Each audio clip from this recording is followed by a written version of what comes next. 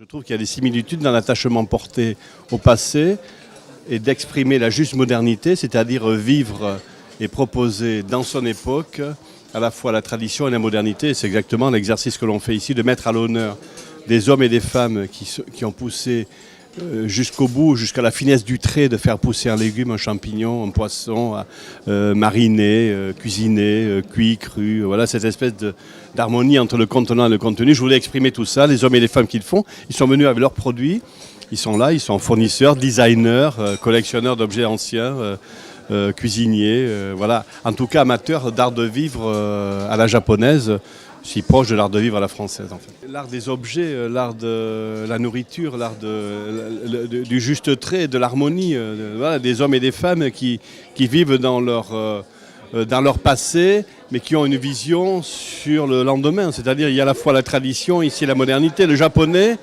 n'oublie jamais d'où il vient pour savoir où il va et vers où il doit regarder.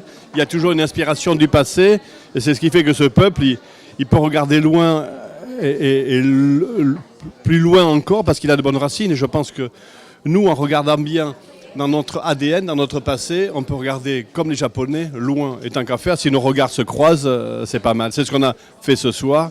On pourrait dire c'est les regards croisés de la France et du Japon. C'est une rencontre d'échange, de partage, de passion. Voilà. On a autre chose à apprendre, c'est-à-dire que le raffinement, c'est le minimal. Et non, c'est pas des fois quand on est... Moi, j'adore le 18e, j'adore Camondo, la Villa Camondo. C'est l'expression d'une grande culture française. Mais j'aime tellement Camondo que j'aime aussi encore plus la justesse d'une lumière au Japon, d'un coulissant parfait, d'un sentiment d'occuper l'espace de manière différente parce que chaque détail qui participe à votre déplacement a été pensé, réfléchi, voilà, depuis des millénaires, je dirais.